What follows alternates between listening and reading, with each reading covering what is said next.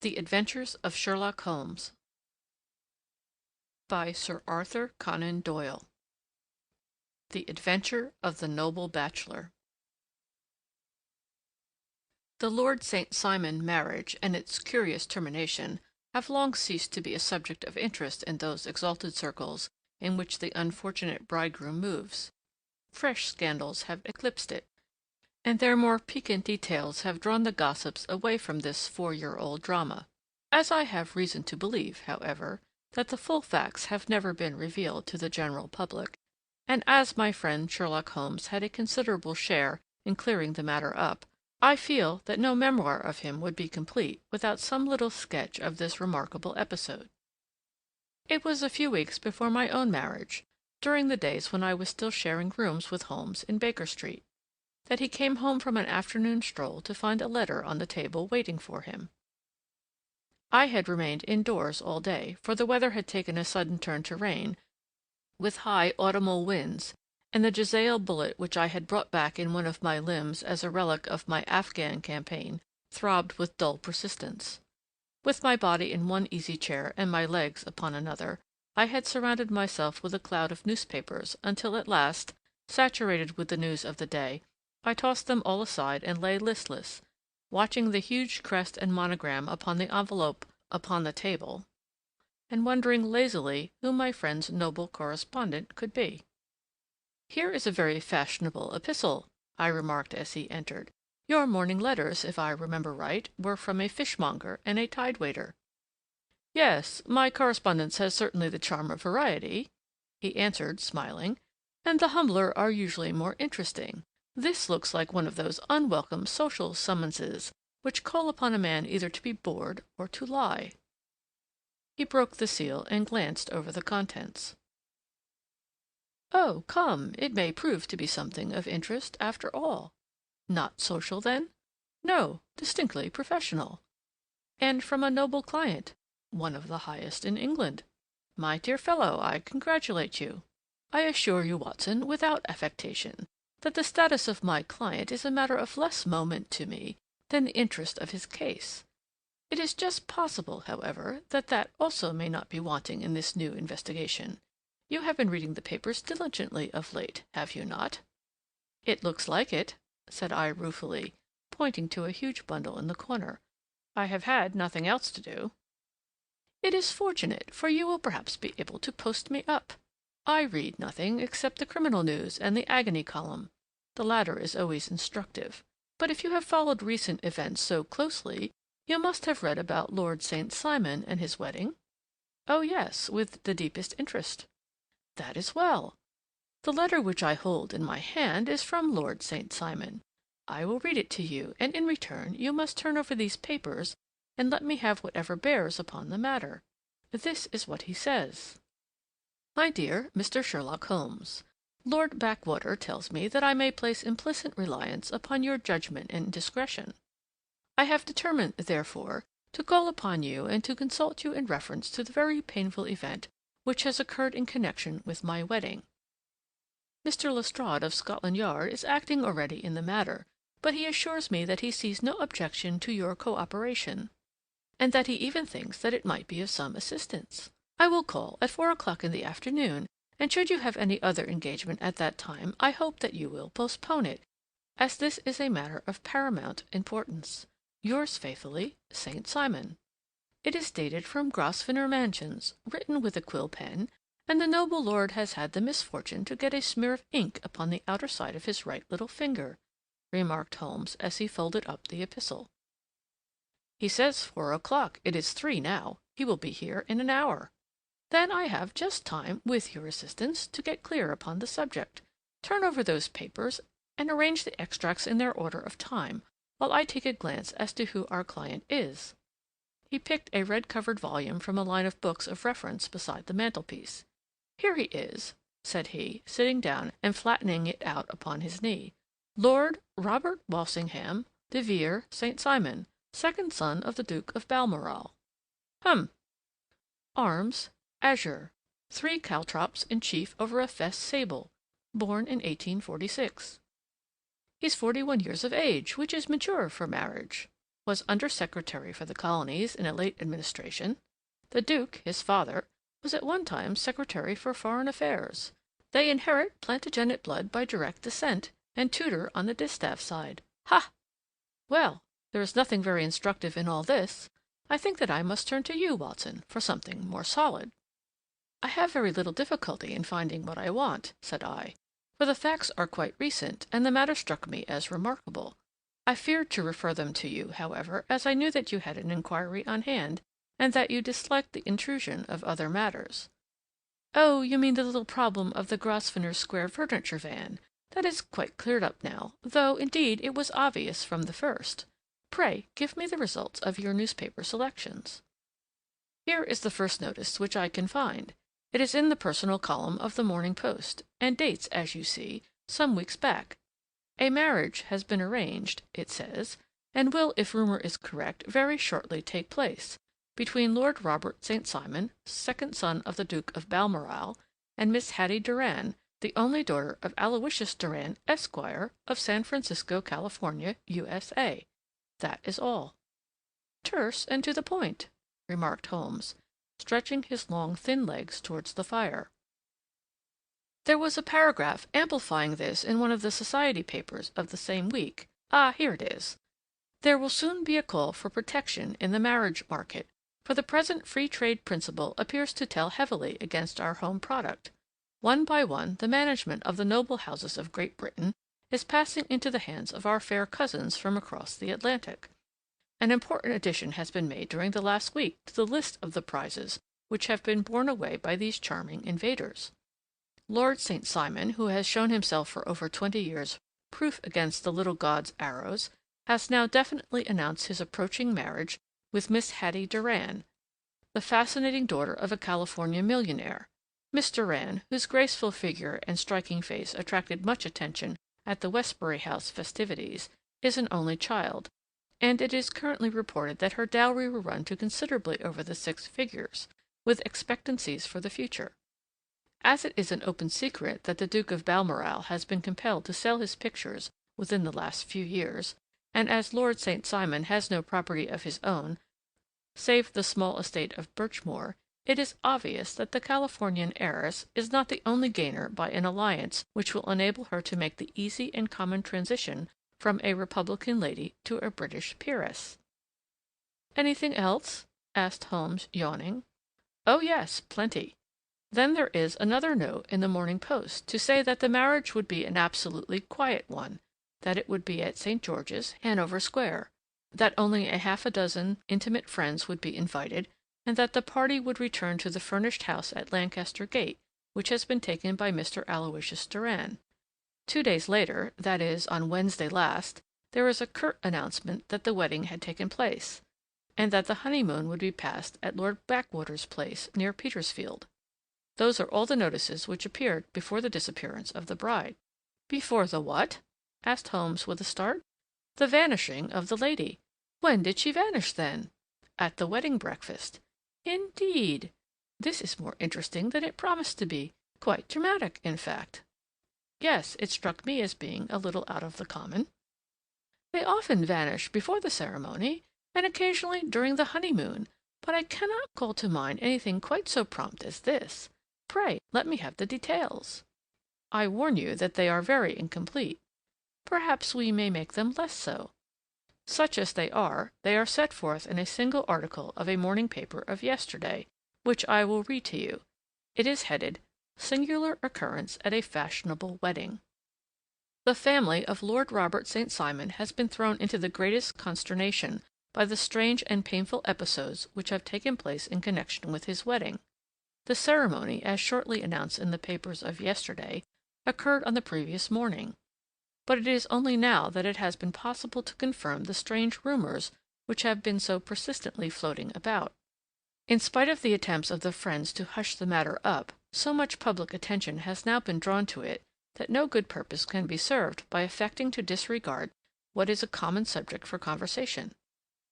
The ceremony, which was performed at St. George's, Hanover Square, was a very quiet one, no one being present save the father of the bride, Mr. Aloysius Doran, the Duchess of Balmoral, Lord Backwater, Lord Eustace and Lady Clara St. Simon, the younger brother and sister of the bridegroom, and Lady Alicia Whittington.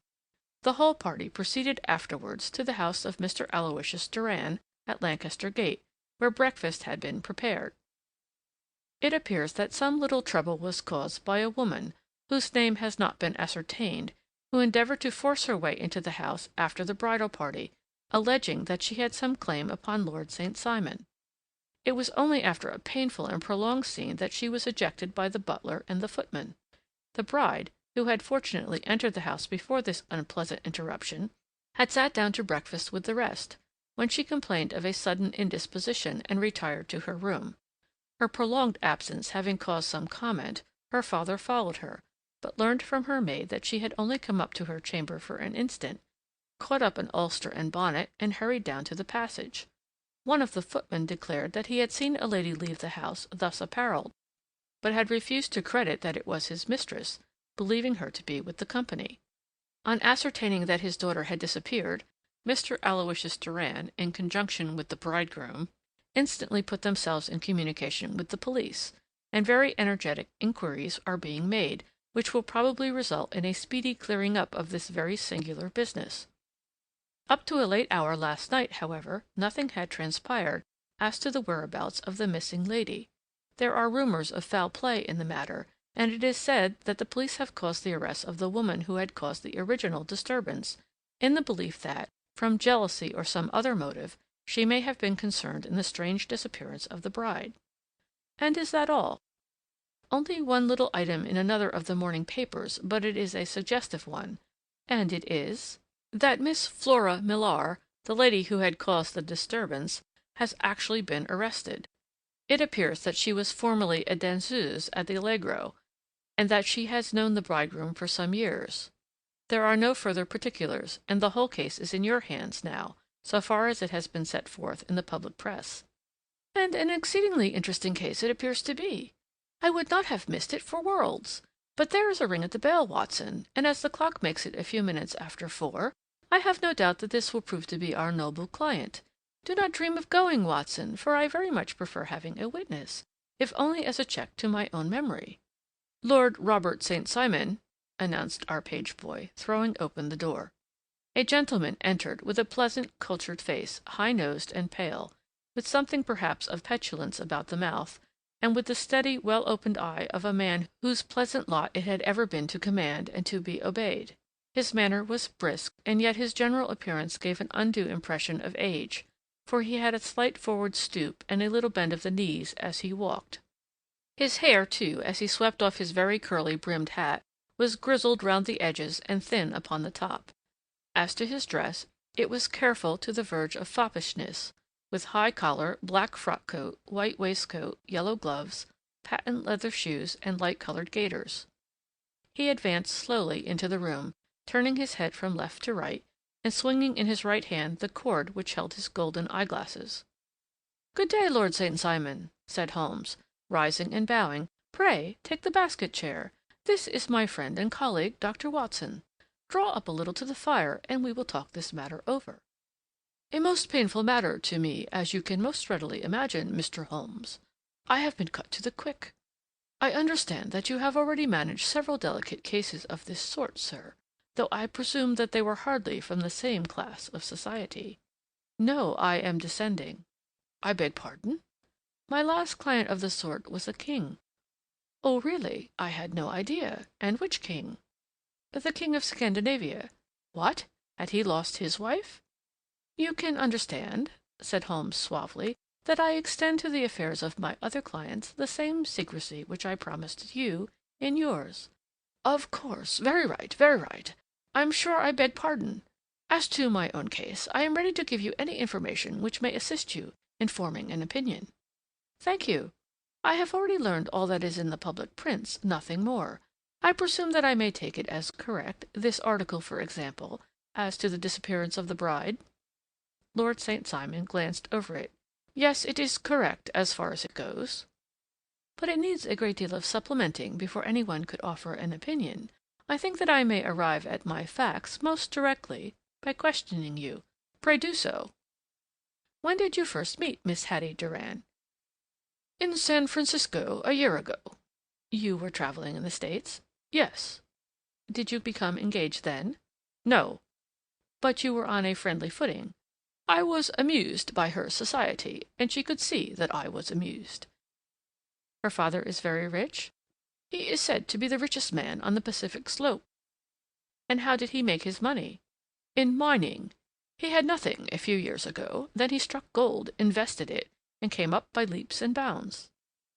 "Now, what is your own impression as to the young lady's, your wife's, character?" The nobleman swung his glasses a little faster and stared down into the fire. "You see, Mr. Holmes," said he, "my wife was 20 before her father became a rich man. During that time she ran free in a mining camp and wandered through woods or mountains, so that her education has come from nature rather than from the schoolmaster. She is what we call in England a tomboy, with a strong nature, wild and free, unfettered by any sort of traditions. She is impetuous, volcanic, I was about to say. She is swift in making up her mind and fearless in carrying out her resolutions. On the other hand, I would not have given her the name which I have the honor to bear," he gave a little stately cough, "had I not thought her to be at bottom a noble woman. I believe that she is capable of heroic self-sacrifice, and that anything dishonorable would be repugnant to her." "Have you her photograph?" "I brought this with me." He opened a locket and showed us the full face of a very lovely woman. It was not a photograph, but an ivory miniature, and the artist had brought out the full effect of the lustrous black hair, the large dark eyes, and the exquisite mouth. Holmes gazed long and earnestly at it. Then he closed the locket and handed it back to Lord St. Simon. "The young lady came to London then, and you renewed your acquaintance?" "Yes. Her father brought her over for this last London season. I met her several times, became engaged to her, and have now married her." "She brought, I understand, a considerable dowry?" "A fair dowry. Not more than is usual in my family." "And this, of course, remains to you, since the marriage is a fait accompli?" "I really have made no inquiries on the subject." "Very naturally not. Did you see Miss Durand on the day before the wedding?" "Yes." "Was she in good spirits?" "Never better. She kept talking of what we should do in our future lives." "Indeed. That is very interesting. And on the morning of the wedding?" "She was as bright as possible, at least until after the ceremony." "And did you observe any change in her then?" "Well, to tell the truth, I saw then the first signs that I had ever seen that her temper was just a little sharp. The incident, however, was too trivial to relate, and can have no possible bearing upon the case." "Pray let us have it, for all that." "Oh, it is childish. She dropped her bouquet as we went towards the vestry.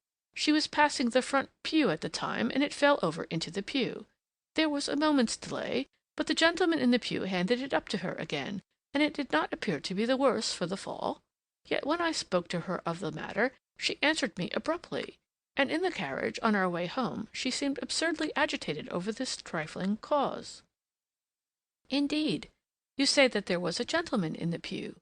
Some of the general public were present, then?" "Oh, yes. It is impossible to exclude them when the church is open." "This gentleman was not one of your wife's friends?" "No, no. I call him a gentleman by courtesy, but he was quite a common-looking person. I hardly noticed his appearance. But really, I think that we are wandering rather far from the point." Lady St. Simon, then, returned from the wedding in a less cheerful frame of mind than she had gone to it. What did she do on re-entering her father's house? "I saw her in conversation with her maid." "And who is her maid?" "Alice is her name. She is an American, and came from California with her." "A confidential servant?" "A little too much so. It seemed to me that her mistress allowed her to take great liberties. Still, of course, in America they look upon these things in a different way." "How long did she speak to this Alice?"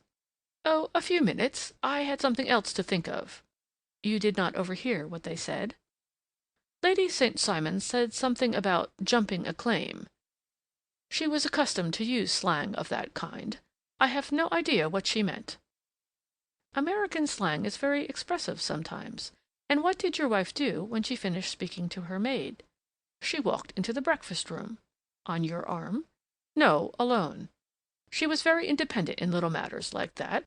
Then, after we had sat down for 10 minutes or so, she rose hurriedly, muttered some words of apology, and left the room. She never came back. But this maid Alice, as I understand, deposes that she went to her room, covered her bride's dress with a long ulster, put on a bonnet, and went out. Quite so. And she was afterwards seen walking into Hyde Park in company with Flora Millar, a woman who is now in custody, and who had already made a disturbance at Mr. Durand's house that morning. Ah, yes. I should like a few particulars as to this young lady and your relations to her." Lord St. Simon shrugged his shoulders and raised his eyebrows. "We have been on a friendly footing for some years. I may say on a very friendly footing. She used to be at the Allegro. I have not treated her ungenerously, and she had no just cause of complaint against me. But you know what women are, Mr. Holmes. Flora was a dear little thing, but exceedingly hot-headed and devotedly attached to me. She wrote me dreadful letters when she heard that I was about to be married. And to tell the truth, the reason why I had the marriage celebrated so quietly was that I feared lest there might be a scandal in the church. She came to Mr. Durand's door just after we returned, and she endeavored to push her way in, uttering very abusive expressions towards my wife, and even threatening her. But I had foreseen the possibility of something of the sort, and I had 2 police fellows there in private clothes, who soon pushed her out again. She was quiet when she saw that there was no good in making a row." "Did your wife hear all this?" "No, thank goodness, she did not." "And she was seen walking with this very woman afterwards?" "Yes, that is what Mr. Lestrade, of Scotland Yard, looks upon as so serious. It is thought that Flora decoyed my wife out and laid some terrible trap for her." "Well, it is a possible supposition." "You think so, too?" "I did not say a probable one. But you do not yourself look upon this as likely?" "I do not think Flora would hurt a fly."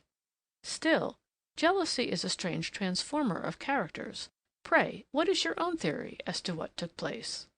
"Well, really, I came to seek a theory, not to propound one. I have given you all the facts. Since you ask me, however, I may say that it has occurred to me as possible that the excitement of this affair, the consciousness that she had made so immense a social stride, had the effect of causing some little nervous disturbance in my wife." "In short, that she had become suddenly deranged?" "Well, really, when I consider that she has turned her back, I will not say upon me, but upon so much that many have aspired to without success, I can hardly explain it in any other fashion." "Well, certainly that is also a conceivable hypothesis," said Holmes, smiling. "And now, Lord St. Simon, I think that I have nearly all my data. May I ask whether you were seated at the breakfast table so that you could see out of the window?" "We could see the other side of the road and the park." "Quite so. Then I do not think that I need to detain you longer. I shall communicate with you." "Should you be fortunate enough to solve this problem," said our client, rising. "I have solved it." "Eh? What was that?" "I say that I have solved it." "Where, then, is my wife?" "That is a detail that I shall speedily supply." Lord St. Simon shook his head. "I am afraid that it will take wiser heads than yours or mine," he remarked, and bowing in a stately, old-fashioned manner, he departed. "It is very good of Lord St. Simon to honor my head by putting it on a level with his own," said Sherlock Holmes, laughing. "I think that I shall have a whiskey and soda and a cigar after all this cross-questioning. I had formed my conclusion as to the case before our client came into the room. My dear Holmes, I have notes of several similar cases, though none, as I remarked before, which were quite as prompt. My whole examination served to turn my conjecture into a certainty. Circumstantial evidence is occasionally very convincing, as when you find a trout in the milk, to quote Thoreau's example. But I have heard all that you have heard, without, however, the knowledge of pre-existing cases which serves me so well. There was a parallel instance in Aberdeen some years back, and something on very much the same lines at Munich the year after the Franco-Prussian War. It is one of these cases, but hullo, here is Lestrade. Good afternoon, Lestrade. You will find an extra tumbler upon the sideboard, and there are cigars in the box." The official detective was attired in a pea-jacket and cravat, which gave him a decidedly nautical appearance, and he carried a black canvas bag in his hand. With a short greeting he seated himself and lit the cigar which had been offered to him. "What's up, then?" asked Holmes with a twinkle in his eye. "You look dissatisfied." "And I feel dissatisfied. It is this infernal St. Simon marriage case. I can make neither head nor tail of the business." "Really, you surprise me." "Who ever heard of such a mixed affair? Every clue seems to slip through my fingers. I've been at work upon it all day." "And very wet it seems to have made you," said Holmes, laying his hand upon the arm of the pea jacket. "Yes, I've been dragging the Serpentine." "In heaven's name, what for?" "In search of the body of Lady St. Simon." Sherlock Holmes leaned back in his chair and laughed heartily. "Have you dragged the basin of Trafalgar Square fountain?" he asked. "Why, what do you mean?" "Because you have just as good a chance of finding this lady in the one as in the other." Lestrade shot an angry glance at my companion. "I suppose you know all about it," he snarled. "Well, I have only just heard the facts, but my mind is made up." "Oh, indeed! Then you think that the Serpentine plays no part in the matter?" "I think it very unlikely." "Then perhaps you will kindly explain how it is that we found this in it." He opened his bag as he spoke, and tumbled onto the floor a wedding dress of watered silk, a pair of white satin shoes, and a bride's wreath and veil, all discolored and soaked in water. "There," said he, putting a new wedding ring upon the top of the pile. "There is a little nut for you to crack, Master Holmes." "Oh, indeed," said my friend, blowing blue rings into the air. "You dragged them from the Serpentine?" "No, they were found floating near the margin by a park keeper. They have been identified as her clothes, and it seemed to me that if the clothes were there, the body would not be far off." "By the same brilliant reasoning, every man's body is to be found in the neighborhood of his wardrobe. And pray, what did you hope to arrive at through this?" "At some evidence implicating Flora Millar in the disappearance." "I am afraid that you will find it difficult." "Are you indeed, now?" cried Lestrade with some bitterness. "I am afraid, Holmes, that you are not very practical with your deductions and your inferences. You have made two blunders in as many minutes. This dress does implicate Miss Flora Millar." "And how?" "In the dress is a pocket, in the pocket is a card case. In the card case is a note, and here is the very note." He slapped it down upon the table in front of him. "Listen to this. You will see me when all is ready. Come at once. F.H.M. Now my theory all along has been that Lady St. Simon was decoyed away by Flora Millar, and that she, with confederates, no doubt, was responsible for her disappearance. Here, signed with her initials, is the very note which was no doubt quietly slipped into her hand at the door, and which lured her within their reach." "Very good, Lestrade," said Holmes, laughing. "You really are very fine indeed. Let me see it." He took up the paper in a listless way, but his attention instantly became riveted, and he gave a little cry of satisfaction. "This is indeed important," said he. "Ha! You find it so?" "Extremely so. I congratulate you warmly." Lestrade rose in his triumph and bent his head to look. "Why," he shrieked, "you're looking at the wrong side." "On the contrary, this is the right side." "The right side? You're mad. Here is the note written in pencil, over here."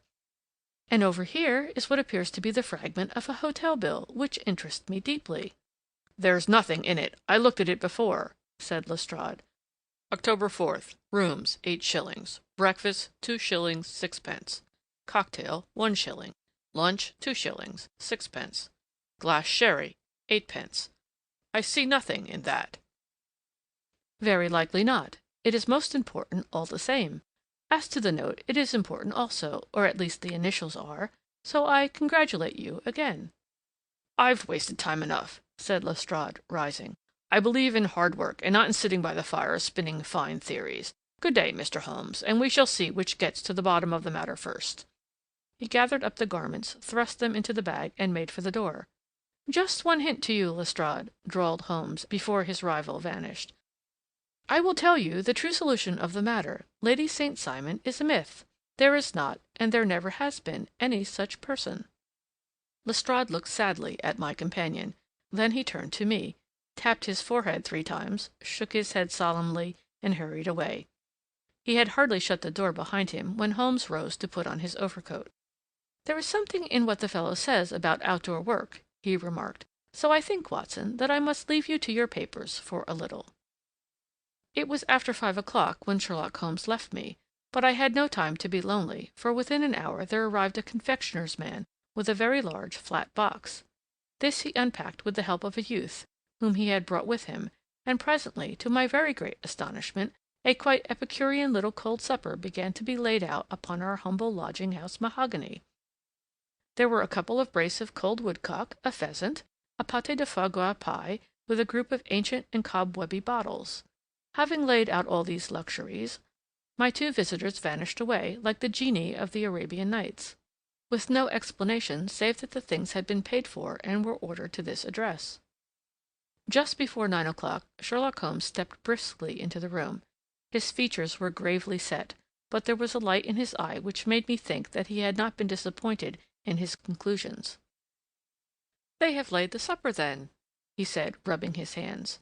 "You seem to expect company. They have laid for 5. "Yes, I fancy we may have some company dropping in," said he. "I am surprised that Lord St. Simon has not already arrived. Ha! I fancy that I hear his step now upon the stairs."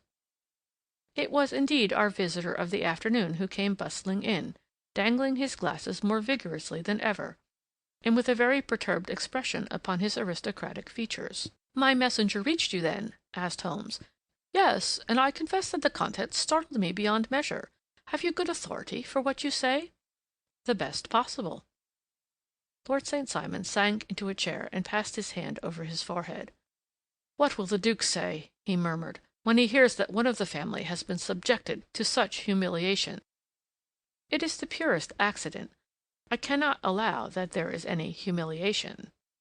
"Ah, you look on these things from another standpoint." "I fail to see that any one is to blame. I can hardly see how the lady could have acted otherwise, though her abrupt method of doing it was undoubtedly to be regretted. Having no mother, she had no one to advise her at such a crisis." "It was a slight, sir, a public slight," said Lord St. Simon, tapping his fingers upon the table. "You must make allowance for this poor girl, placed in so unprecedented a position." "I will make no allowance. I am very angry indeed, and I have been shamefully used." "I think that I heard a ring," said Holmes. "Yes, there are steps on the landing.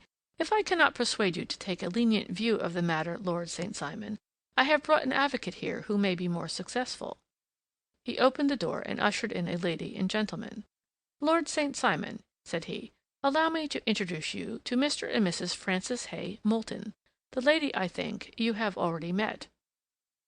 At the sight of these newcomers, our client sprung from his seat and stood very erect, with his eyes cast down and his hand thrust into the breast of his frock-coat, a picture of offended dignity. The lady had taken a quick step forward and held out her hand to him, but he still refused to raise his eyes. It was as well for his resolution, perhaps, for her pleading face was one which it was hard to resist. "You're angry, Robert," said she. "Well, I guess you have every cause to be."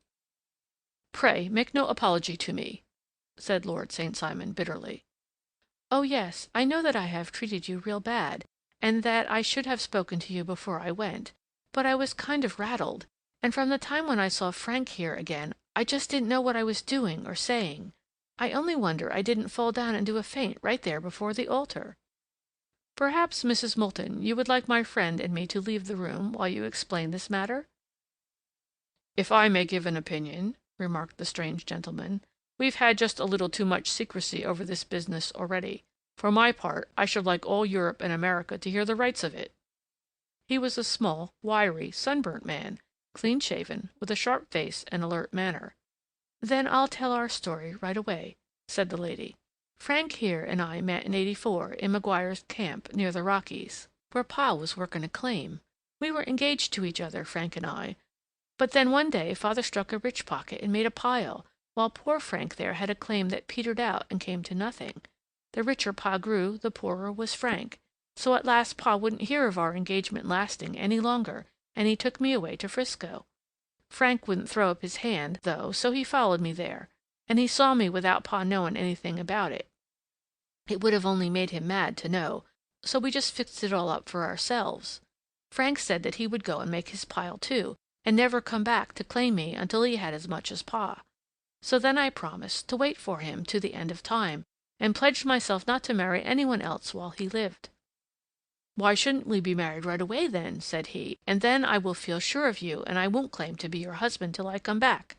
Well, we talked it over, and he had fixed it all up so nicely, with a clergyman all ready and waiting, that we just did it right there, and then Frank went off to seek his fortune, and I went back to Pa. The next I heard of Frank was that he was in Montana, and then he went prospecting in Arizona, and then I heard of him from New Mexico. After that came a long newspaper story about how a miners' camp had been attacked by Apache Indians, and there was my Frank's name among the killed. I fainted dead away, and I was very sick for months after. Pa thought I had a decline, and took me to half the doctors in Frisco. Not a word of news came for a year and more, so that I never doubted that Frank was really dead. Then Lord St. Simon came to Frisco, and we came to London, and a marriage was arranged, and Pa was very pleased. But I felt all the time that no man on this earth would ever take the place in my heart that had been given to my poor Frank. Still, if I had married Lord St. Simon, of course I'd have done my duty by him. We can't command our love, but we can our actions. I went to the altar with him with the intention to make him just as good a wife as it was in me to be. But you may imagine what I felt when, just as I came to the altar rails, I glanced back and saw Frank standing and looking at me out of the first pew. I thought it was his ghost at first, but when I looked again there he was still, with a kind of question in his eyes, as if to ask me whether I were glad or sorry to see him. I wonder I didn't drop.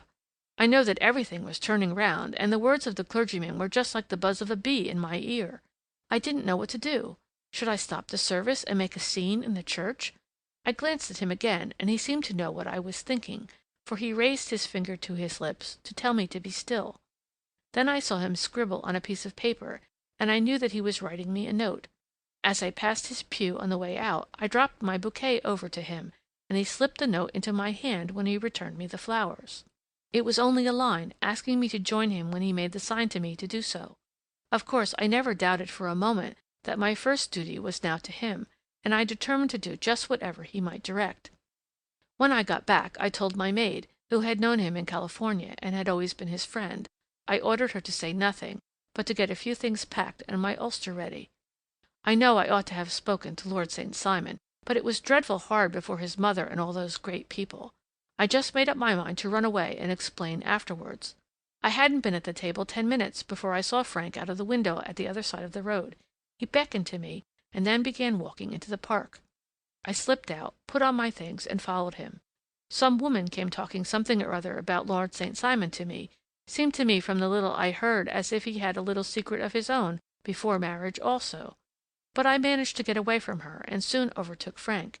We got into a cab together, and away we drove to some lodgings he had taken in Gordon Square, and that was my true wedding after all those years of waiting. Frank had been a prisoner among the Apaches, had escaped, come to Frisco, found that I had given him up for dead and had gone to England, followed me there, and had come upon me at last on the very morning of my second wedding. "I saw it in a paper," explained the American. "It gave the name and the church, but not where the lady lived." Then we had a talk as to what we should do, and Frank was all for openness, but I was so ashamed of it all that I felt as if I should like to vanish away and never see any of them again, just sending a line to Pa, perhaps, to show him that I was alive. It was awful to me to think of all those lords and ladies sitting round that breakfast table and waiting for me to come back. So Frank took my wedding clothes and things, and made a bundle of them so that I should not be traced, and dropped them away somewhere where no one could find them. It is likely that we should have gone on to Paris to-morrow, only that this good gentleman, Mr. Holmes, came round to us this evening, though how he found us is more than I can think, and he showed us very clearly and kindly that I was wrong, and that Frank was right, and that we should be putting ourselves in the wrong, if we were so secret. Then he offered to give us a chance of talking to Lord St. Simon alone, and so we came right away around to his rooms at once. Now, Robert, you have heard it all, and I am very sorry if I have given you pain, and I hope that you do not think very meanly of me." Lord St. Simon had by no means relaxed his rigid attitude, but had listened with a frowning brow and a compressed lip to this long narrative. "Excuse me," he said, "but it is not my custom to discuss my most intimate personal affairs in this public manner." "Then you won't forgive me? You won't shake hands before I go?" "Oh, certainly, if it would give you any pleasure." He put out his hand and coldly grasped that which she extended to him. "I had hoped," suggested Holmes, "that you would have joined us in a friendly supper." "I think that there you ask a little too much," responded his lordship. "I may be forced to acquiesce in these recent developments, but I can hardly be expected to make merry over them. I think that with your permission I will now wish you all a very good night." He included us all in a sweeping bow and stalked out of the room. "Then I trust that you at least will honor me with your company," said Sherlock Holmes. "It is always a joy to meet an American, Mr. Moulton, for I am one of those who believe that the folly of a monarch and the blundering of a minister in far-gone years will not prevent our children from being some day citizens of the same world-wide country under a flag which shall be a quartering of the Union Jack with the Stars and Stripes." "The case has been an interesting one," remarked Holmes when our visitors had left us, "because it serves to show very clearly how simple the explanation may be of an affair which at first sight seems to be almost inexplicable. Nothing could be more natural than the sequence of events as narrated by this lady, and nothing stranger than the result when viewed, for instance, by Mr. Lestrade of Scotland Yard." "You were not yourself at fault at all, then?" "From the first, two facts were very obvious to me. The one that the lady had been quite willing to undergo the wedding ceremony. The other that she had repented of it within a few minutes of returning home. Obviously, something had occurred during the morning, then, to cause her to change her mind. What could that something be? She could not have spoken to any one when she was out, for she had been in the company of the bridegroom. Had she seen some one, then? If she had, it must be some one from America, because she had spent so short a time in this country that she could hardly have allowed any one to acquire so deep an influence over her that the mere sight of him would induce her to change her plans so completely. You see, we have already arrived, by a process of exclusion, at the idea that she might have seen an American. Then who could this American be, and why should he possess so much influence over her? It might be a lover. It might be a husband. Her young womanhood had, I knew, been spent in rough scenes and under strange conditions. So far I had got before I ever heard Lord St. Simon's narrative, when he told us of a man in a pew, of the change in the bride's manner, of so transparent a device for obtaining a note as the dropping of a bouquet, of her resort to her confidential maid, and of her very significant allusion to claim-jumping, which in miners' parlance means taking possession of that which another person has a prior claim to. The whole situation became absolutely clear. She had gone off with a man, and the man was either a lover or was a previous husband, the chances being in favor of the latter. And how in the world did you find them? It might have been difficult, but friend Lestrade held information in his hands the value of which he did not himself know. The initials were, of course, of the highest importance, but more valuable still was it to know that within a week he had settled his bill at one of the most select London hotels. How did you deduce the select? By the select prices. 8 shillings for a bed and 8 pence for a glass of sherry pointed to one of the most expensive hotels. There are not many in London which charge at that rate. In the second one, which I visited in Northumberton Avenue, I learned by an inspection of the book that Francis H. Moulton, an American gentleman, had left only the day before, and on looking over the entries against him I came upon the very items which I had seen in the duplicate bill. His letters were to be forwarded to 226 Gordon Square, so thither I travelled, and being fortunate enough to find the loving couple at home, I ventured to give them some parental advice, and to point out to them that it would be better in every way that they should make their position a little clearer, both to the general public and to Lord St. Simon in particular. I invited them to meet him here, and as you see, I made him keep the appointment." "But with no very good result," I remarked. "His conduct was certainly not very gracious."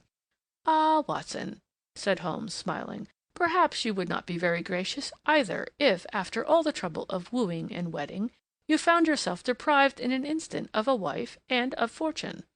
I think that we may judge Lord St. Simon very mercifully, and thank our stars that we are never likely to find ourselves in the same position. Draw up your chair and hand me my violin, for the only problem we have still to solve is how to while away these bleak autumnal evenings." End of Chapter 10. The Adventures of the Noble Bachelor.